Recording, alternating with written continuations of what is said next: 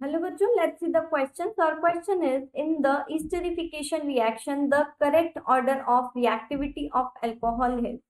ठीक है, तो हमें इसमें करेक्ट ऑर्डर बताना है रिएक्टिविटी का अल्कोहल के लिए. तो क्या होगा तो बताएं. तो देखो, सबसे पहले हम एस्टरिफिकेशन की रिएक्शन देख लेते हैं. तो यहाँ पर जो है हम एक अल्कोहल ले लेते हैं, ROH लिया, और यहाँ पर हम RC double bond O OH ले लेते हैं. ठीक है, जब हम इनकी रिएक्शन करवाते हैं तो देखो क्या होता है. ये तो है हमारा अल्कोहल. ठीक है, ये है हमारा नेगेटिव, ये पॉजिटिव. ठीक है, अब देखो, अब जब ये यहाँ पर रिएक्ट करेगा तो यहाँ पर क्या आ जाएगा, ROC double bond O bond R dash. ठीक है, ये आ जाएगा, और यहाँ पर जो है हमारा H2O निकल जाएगा. देखो, OH इधर से निकल जाएगा और H इधर से निकल जाएगा, ऐसा.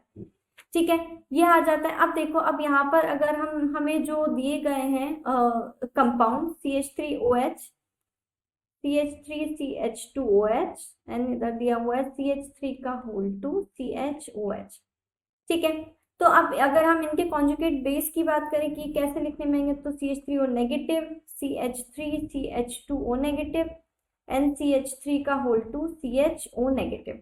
ठीक है, अब देखो, अब यहाँ पे इसको हम ऐसे लिख सकते हैं, RO नेगेटिव है, यानी कि जो हमारा एल्काइल ग्रुप है वो जो है वो कैसा है, नेगेटिव है, मतलब ऑक्सीजन नेगेटिव के साथ लगा हुआ है.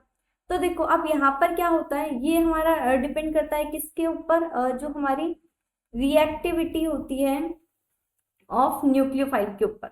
ठीक है, रिएक्टिविटी ऑफ न्यूक्लियोफाइल. अब देखो, अब अगर R जो होता है यहाँ पर, अगर हमारा एल्काइल जो होगा, R जो होगा, अगर ये हमारा बल्की होगा, तो जो हमारी क्या है, न्यूक्लियोफिलिसिटी जो होगी वो भी क्या होगी, डिक्रीज होगी.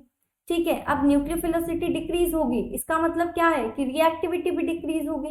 ठीक है, तो यानी कि जितना ज्यादा R जितना ज्यादा हाई होगा, या फिर क्या बोले, बल्की होगा.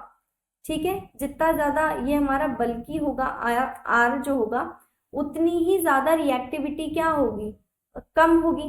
सॉरी, हाँ, उतनी ही ज्यादा जो रिएक्टिविटी है वो क्या होगी, कम होगी. ठीक है, तो जितना ज्यादा बल्कि उतनी ज्यादा रिएक्टिविटी कम, जितना ज्यादा बल्कि रिएक्टिविटी जो होगी वो क्या होगी, कम होगी. ठीक है, अब देखो, अब अगर हम बात करें तो सबसे ज्यादा बल्कि कौन है, वो है हमारे पास CH3 का होल 2 CH. अब देखो यहाँ पे कितने कार्बन है, 2 और 3 कार्बन है यहाँ पर, तो सबसे ज्यादा बल्कि, तो सबसे कम रिएक्टिव कौन होगा, वो होगा हमारे पास CH3 का होल 2 CHOH. ठीक है, फिर उसके बाद उससे कम बल्कि कौन है, वो है हमारे पास CH3CH2OH. ये जो साइन आएगा वो आएगा हमारे पास इस तरह से. एक सेकेंड.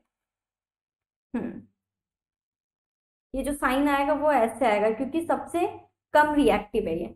ठीक है, उसके बाद उससे ज्यादा रिएक्टिव कौन होगा, वो होगा हमारे पास CH3CH2OH, एंड देन सबसे ज्यादा रिएक्टिव होगा हमारे पास CH3OH. तो रिएक्टिविटी का जो ऑर्डर होगा वो इस तरह से होगा.